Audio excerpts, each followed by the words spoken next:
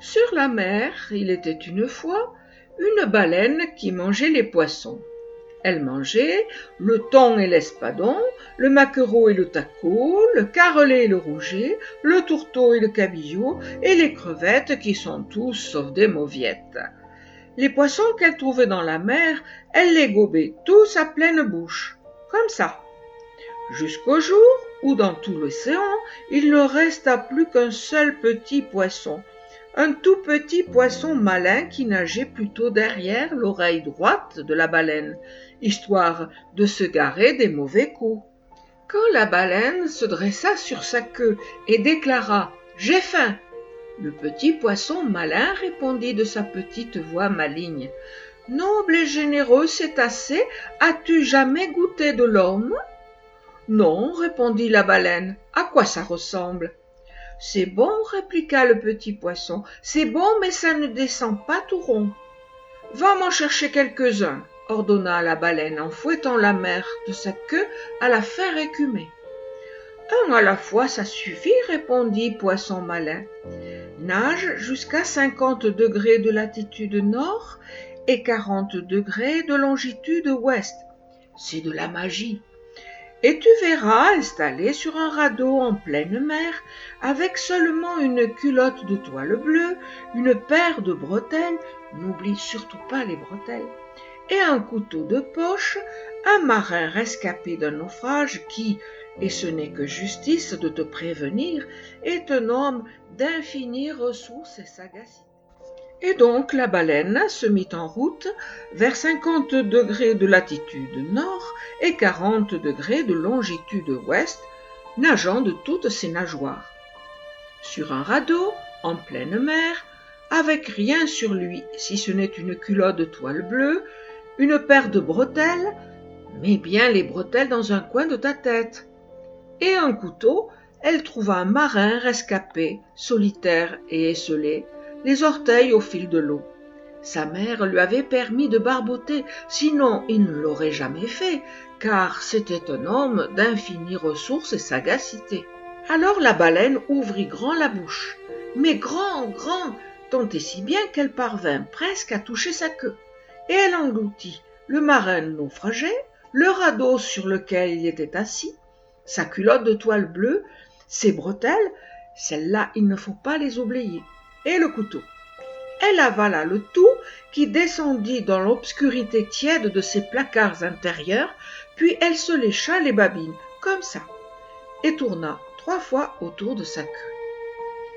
Mais dès que le marin, qui était un homme d'infinies ressources et sagacité, se retrouva pour de bon dans l'obscurité tiède des placards intérieurs de la baleine, il se mit à taper des pieds et sauter, à cogner et frapper, à danser et caracoler, à mordre et tordre, à grimper et escalader, à hurler et crier, à pleurer et soupirer, à s'agiter et beugler, à danser la matelote là où il n'aurait pas dû.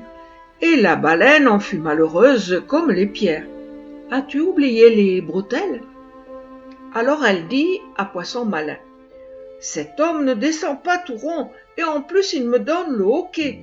Qu'est-ce que je vais faire ?»« Demande-lui de sortir, répondit Poisson malin. Alors la baleine cria dans son propre gosier au marin naufragé, « Sors de là, et tiens-toi convenablement, j'ai le hoquet. » Non, non, répliqua le marin, pas question, bien au contraire. Emmène-moi sur mon rivage natal et les blanches falaises d'Albion. Là, j'y réfléchirai. Et il se remit à danser plus fort que jamais. Tu ferais mieux de le ramener chez lui, conseilla Poisson malin à Baleine. J'aurais dû te prévenir que c'est un homme d'infinies ressources et sagacité.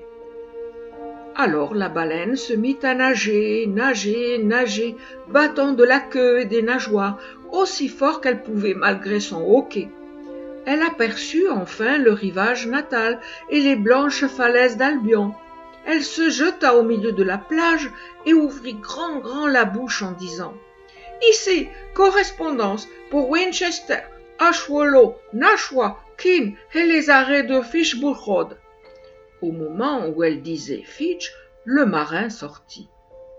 Mais pendant que la baleine nageait, Ce marin, qui était effectivement un homme d'infinies ressources et sagacité, avait pris son couteau pour découper le radeau et le transformer en petit grillage carré solidement fixé par les bretelles.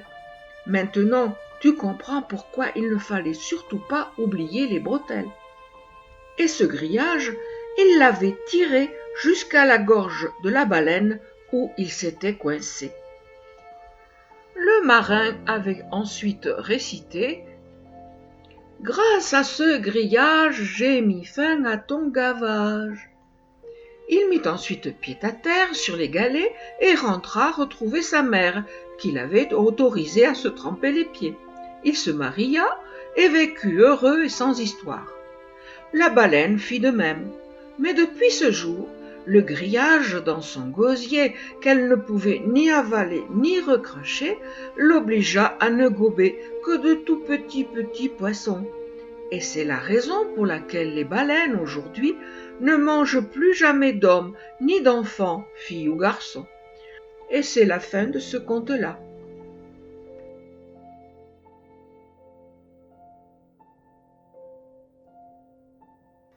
Mais les baleines ont modernisé le grillage en un système de fanons.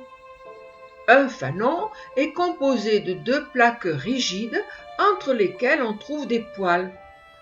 Le frottement régulier de la langue sur les fanons fait en sorte que les plaques rigides s'usent, laissant dépasser les poils qui, eux, s'usent plus lentement.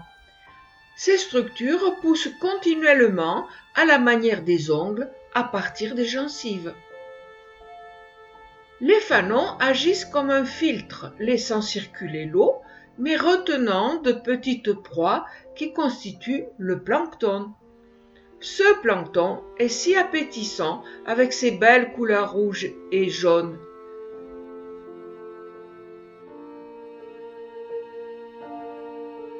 Les baleines ne sont pas des poissons. Le poisson vit complètement dans l'eau où il respire par des branchies, tandis que la baleine remonte de temps en temps à la surface pour remplir d'air ses poumons, de vrais poumons comme toi et moi. Les baleines rejettent cet air par leur évent en un panache blanc qui monte très haut.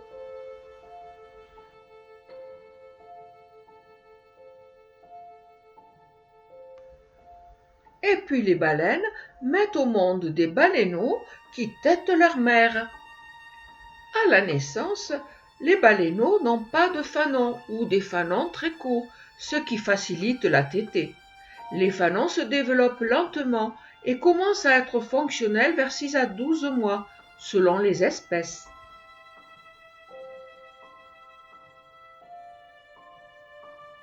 Le baleineau de la baleine bleue pèse autant que 5 éléphants. Il faut dire que sa mère pèse autant que 36 éléphants.